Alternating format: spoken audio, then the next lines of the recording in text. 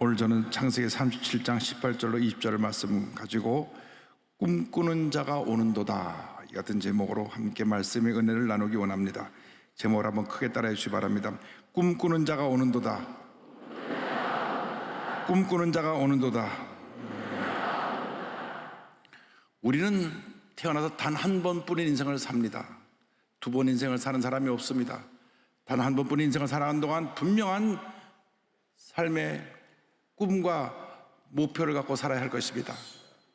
모든 성공한 사람들의 공통적인 그 성공의 비결을 보면 분명한 꿈과 목표가 있는 사람들이었다고 하는 것입니다. 우리가 주님 안에서 거룩한 꿈을 가져야 됩니다. 거룩한 꿈을 갖고 꿈을 붙잡고 믿음으로 전쟁에 나갈 때 하나님의 은혜가 임하게 되는 것입니다. 꿈과 믿음은 하나입니다. 히브리서 11장 1절 2절을 이와 같이 말씀합니다. 믿음은 바라는 것들의 실상이요 보이지 않는 것들의 증거니 선지들이 이로써 증거를 얻었느니라. 꿈꾸고 믿고 바라는 것이 바로 그것이 믿음이라고 히브리서 11장은 말씀하고 있습니다. 모든 믿음의 조상들이 꿈꾸고 믿고 믿음으로 전쟁에 나아가서 하나님의 큰 기적을 이루었습니다. 주님 안에서 거룩한 꿈을 꾸고 그 꿈을 붙잡고 믿음으로 나가는 여러분 모두가 되기를 주님의 이름으로 축원합니다. 성경에 나오는 요셉은 꿈이 많은 소년이었습니다. 늘 꿈을 꾸고 꿈을 이야기하며 살았습니다. 늘 꿈을 얘기하니까 꿈이 없이 살던 형들이 동생 요셉을 미워했습니다. 창세기 37장 5절입니다. 요셉이 꿈을 꾸고 자기 형들에게 말하며 그들이 그를 더욱 미워하였더라. 요셉은 장차 하나님께서 자기를 높이셔서 위대하게 사용하실 것을 꿈꾸고 믿었습니다. 그리고 그 꿈꾼 것을 형들에게 이야기했습니다. 창세기 30장 6절 7절입니다. 요셉이 그들에게 이르되 청하건대 내가 꾼 꿈을 들으시오. 우리가 밭에서 곡식단을 묶더니 내 단은 일어서고 당신들의 단은 내 단을 둘러서서 절하더이다.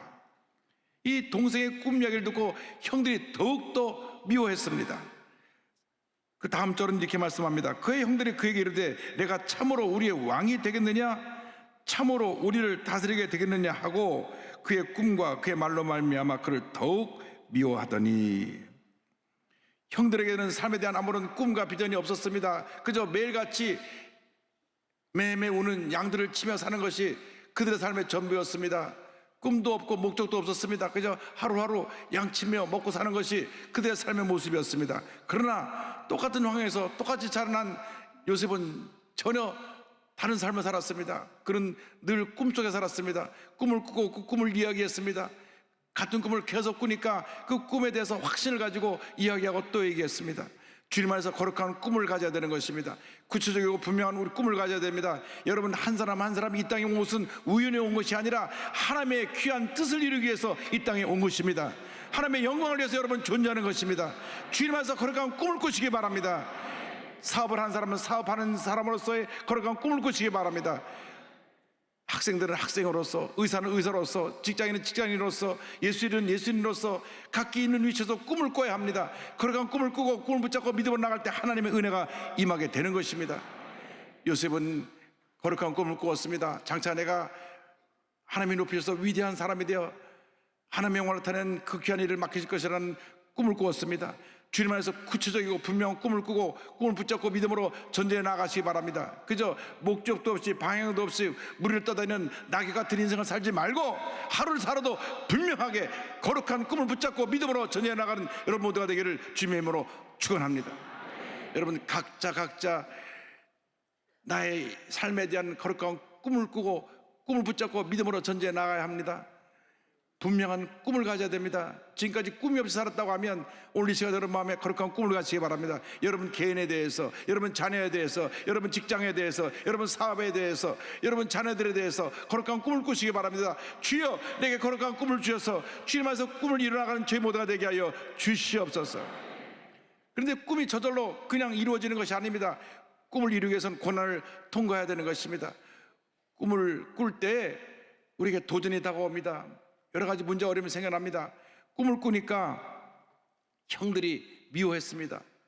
그런데 형들이 미워하고 주위 사람이 나를 흔들고 핍박을 해도 내가 가지고 있는 꿈을 분명히 붙잡고 바라보고 나갈 때 하나님의 은혜가 임하게 되는 것입니다. 꿈을 가진 사람은 마음에 열정이 생겨납니다. 그 꿈을 이루기 위해서 모든 노력을 아끼지 아니하는 것입니다. 꿈을 이루기 위한 최선의 노력을 다할 때 하나님께서 은혜와 축복을 더하여 주시는 것입니다.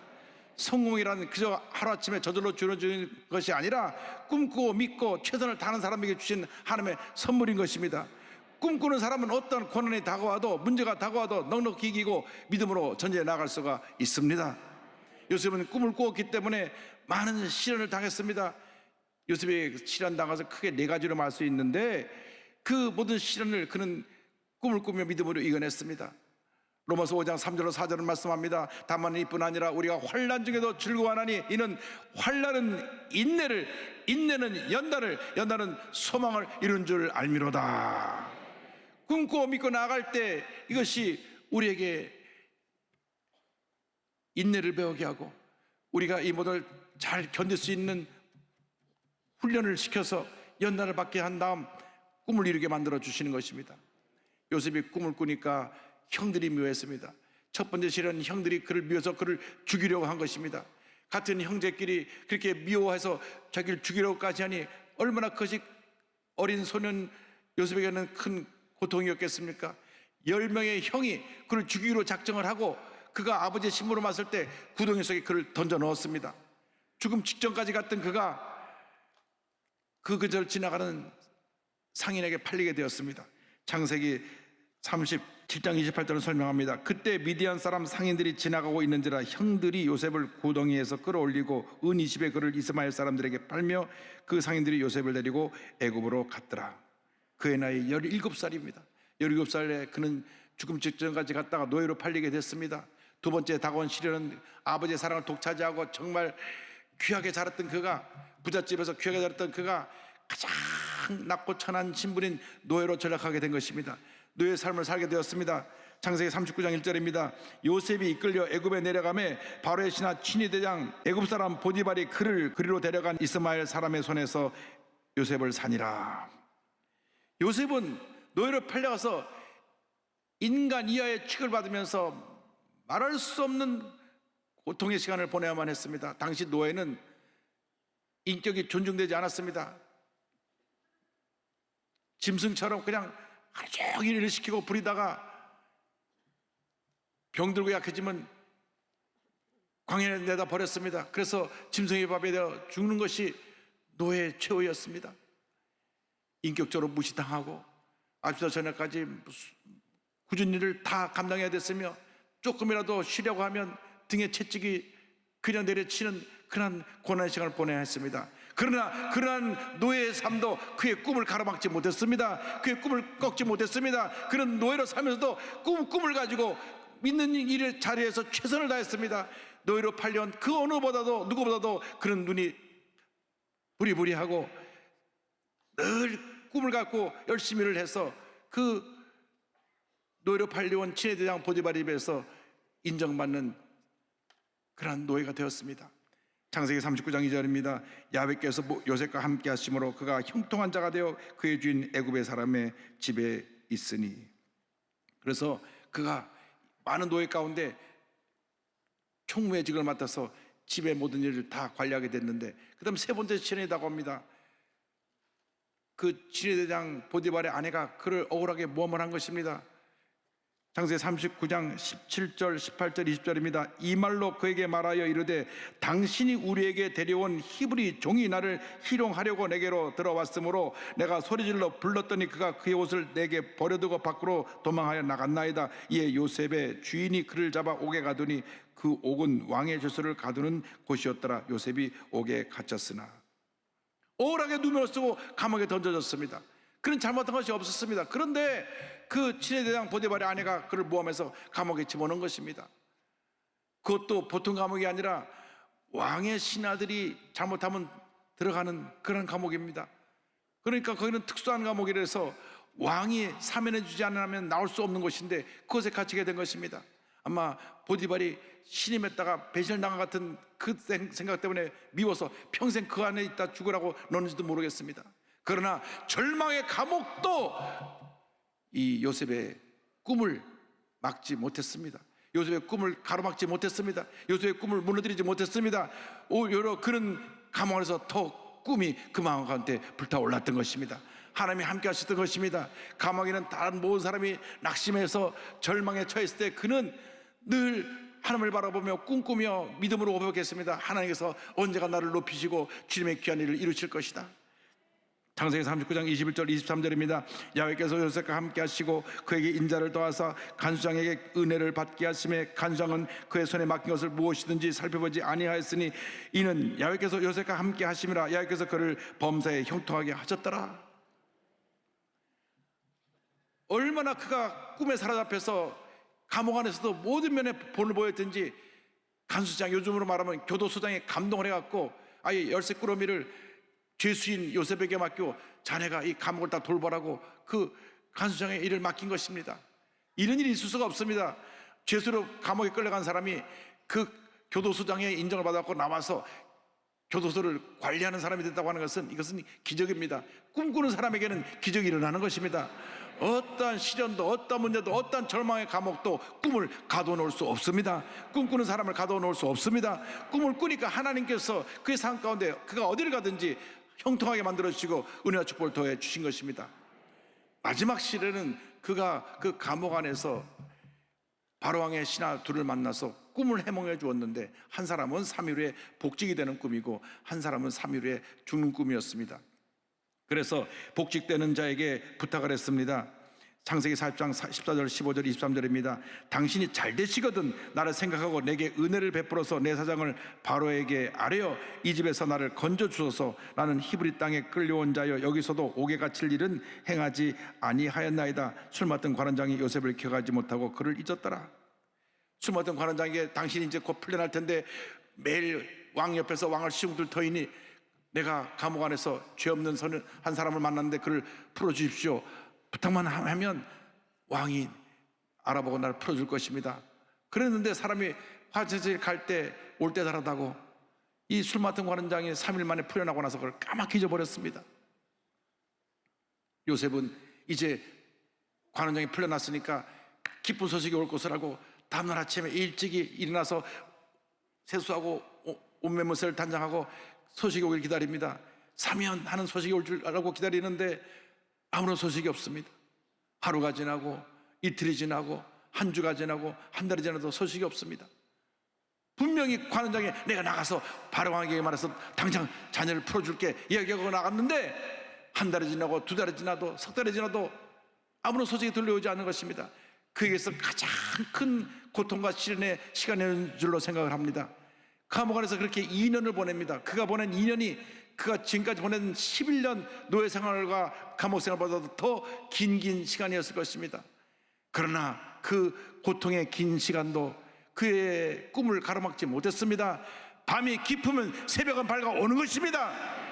겨울이 아무리 춥고 길어도 분명히 희망의 봄이 우리에게 다가오는 것입니다.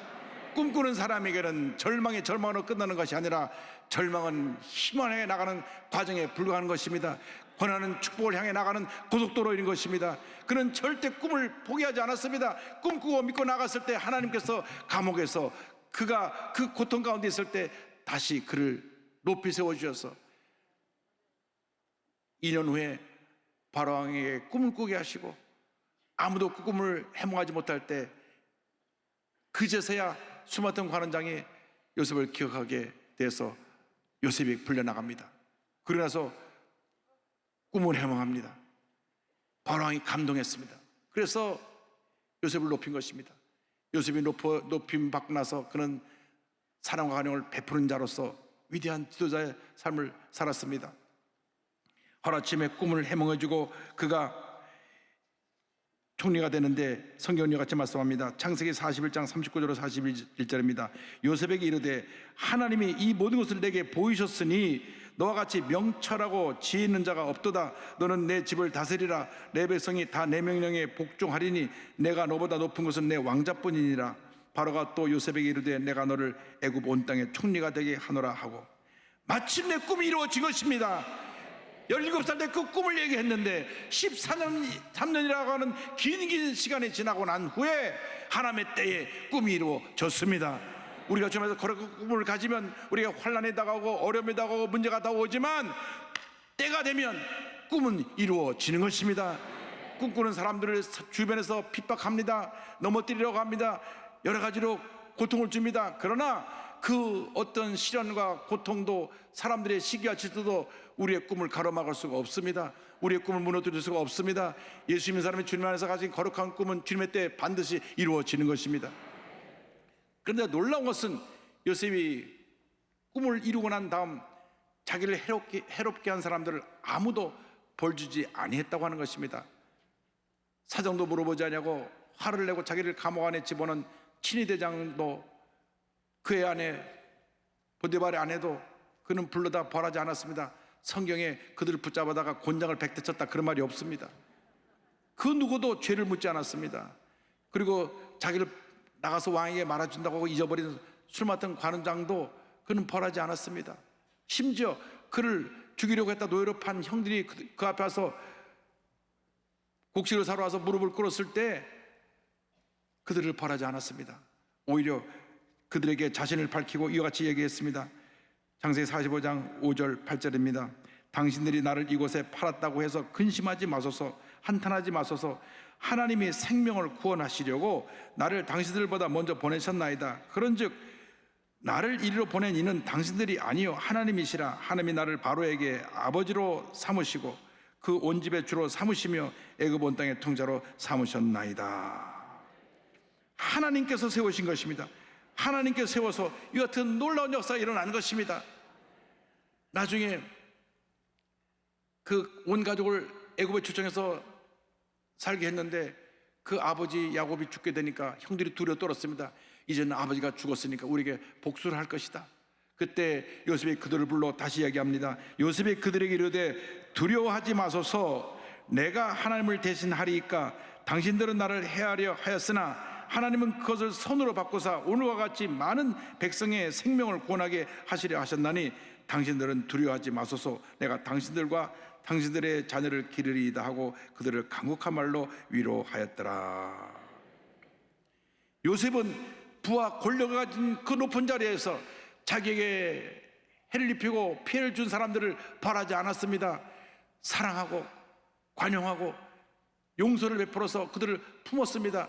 진정한 지도자는 사람을 품는 지도자에 있는 것입니다. 남을 벌하고 상처를 주는 사람이 아니라 사랑하고 품는 사람들이 진정한 지도자에 있는 것입니다. 꿈꾸는 사람 유태영 박사를 소개하기 원합니다. 이분은 전북임실 두메 산골에서 머슴의 아들로 태어납니다. 얼마나 가난했는지 형제들은 많은데 그 아버지가 부잣집에 논에서 논을 지면서 농사를 하면서 거기서 얻어 먹고 살았습니다. 정말 희망이 없었습니다. 그런데 그 가난 속에서도 어린 소년 유태영은 꿈을 꿨습니다. 이 지지리도 가난 농촌을 내가 앞으로 변화시켜서 부유한 농촌으로 만드는 그런 농촌의 지도자가 되겠다 꿈을 꿨습니다. 그런데 그 두메산골에 교회가 들어왔습니다. 교회 조요셉 전사님이 그 교회 와서 예배를 인도할 때 어머니랑 같이 교회를 나갔습니다. 근데 그 전사님 말하기를 꿈꾸고 하나님께 기도하면 하나님이 다 들어주신다.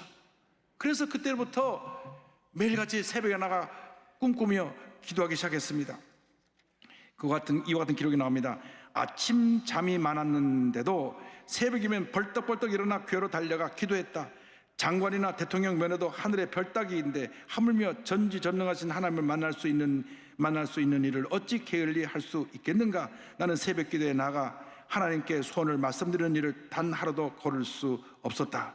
이렇게 어린 시절 새벽 기도를 시작해서 한평생 그런 새벽 기도의 단을 쌓았습니다. 우리가 특별 새벽 기도 한다는 거 꼭 기억하시기 바랍니다. 새벽에 나와서 하나님 앞에 기도했습니다. 부르짖었습니다. 주님, 내게 꿈이 있습니다. 내게 공부할 기회를 주셔서 앞으로 이 가난한 농촌이 부강한 농촌이 되게 하여 주시옵소서.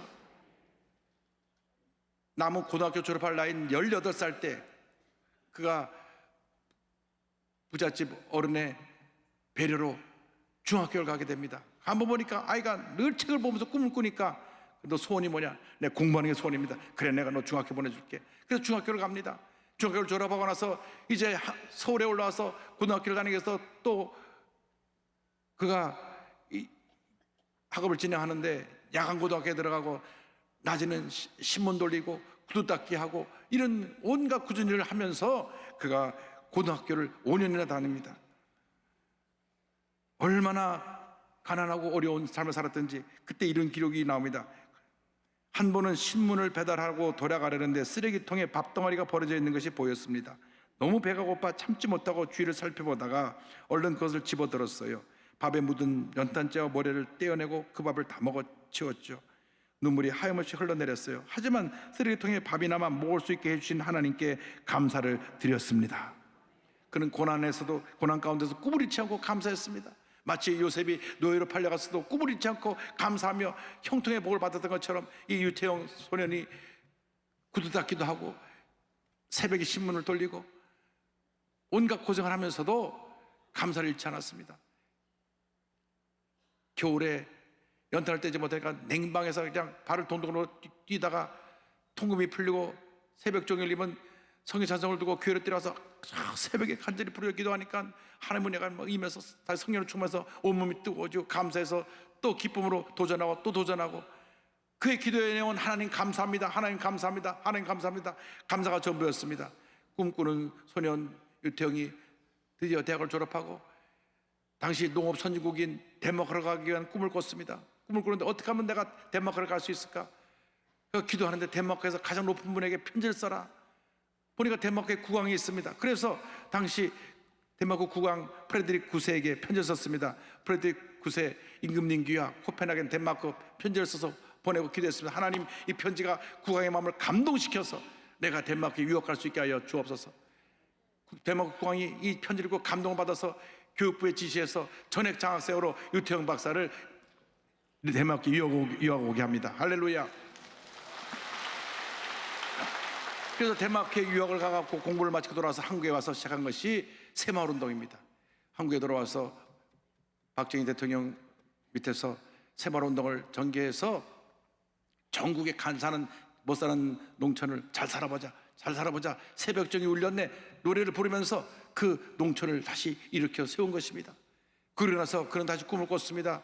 기부츠로 유명한 이스라엘에 가서 공부를 더 해야 되겠다. 그래서 또 이스라엘에 건너가서 공부를 합니다. 그래서 이스라엘에 건너가서 4년 만에 석박사학위를 받고 동양인 최초로 이스라엘 벤구리온 대학에서 국립대학 교수가 됩니다. 한국에 돌아와서 건국대학교 교수와 부총장을 역임하고 은퇴한 후에 농촌과 청소년 발전을 위해 활동하고 계십니다. 하나님께서 꿈꾸는 사람 유태영과 함께 했던 것입니다. 이와 같은 고백을 합니다. 우둔한 나는 하나님의 뜻이 무엇인지 잘 몰라 우왕좌왕하거나 갈등할 때가 많다. 그래서 더 성경을 읽고 공부하고 기도를 쉬지 않는다. 매사에 하나님께 물어야 그 답을 얻을 수 있기 때문이다. 기도에 있어서 가장 중요한 것은 성경을 읽고 말씀에 의지해 기도하는 것이다. 그래야만 바쁘고 다급한 일투성이인 현대사회에서 우리의 뜻이 아니라 하나님의 뜻을 구할 수 있다. 여러분, 주님께서 거룩한 꿈을 꾸시기 바랍니다. 꿈을 이루기 위해서 꿈을 붙잡고 믿음으로 전쟁에 나가시기 바랍니다. 최선을 다하시기 바랍니다. 여러분이 꿈을 꾸며 나갈 때 여러분 주위에서 여러분을 끌어내리려고 하는 사람이 있을 것입니다. 비난하는 사람이 있을 것입니다. 꿈꾸는 사람은 주변에 누가 뭐래도 거의 개의치 않습니다. 공격하는 사람도 있어도 그런 공격에 귀를 기울이지 않습니다. 꿈을 붙잡고 믿음으로 전쟁에 나가는 것입니다. 꿈을 붙잡고 믿음으로 전진 나갈 때 하나님께서 하나님의 때 반드시 꿈이 이루어지게 만들어 주실 것입니다. 주님께서 거룩한 꿈을 꾸는 자들이 되기를 바랍니다. 지금까지 우리가 꿈이 없이 살아왔다면 이 시간 하나님 내게 주신 삶이 무엇인지 내가 그 꿈을 깨달아 알게 하시고 내 남은 여생 그 꿈을 이루기 위해 살아가게 하여 주시옵소서. 여러분 개인의 거룩한 꿈을 꾸시기 바랍니다. 여러분 자녀를 위한 거룩한 꿈을 꾸시기 바랍니다. 여러분 직장에서, 여러분 가정에서, 여러분 사업장에서 거룩한 꿈을 꾸시기 바랍니다. 하나님 나를 택하고 부르셨사오니 내가 하나님을 향해서 어떻게 쓰임받아야 될지 주여 내게 꿈을 주시고 그 꿈을 이룰 수 있게 하여 주시옵소서. 요셉까지 불태전의 믿음으로 꿈을 이루는 그날까지 믿음으로 더 전진해 나가게 하여 주옵소서. 거룩한 꿈을 꾸는 자가 될 때 하나님께서 여러분과 함께 하셔서 놀라운 일이 이루어지게 만들어 주시고 하나님의 때 꿈이 반드시 이루어지게 만들어 주실 것입니다.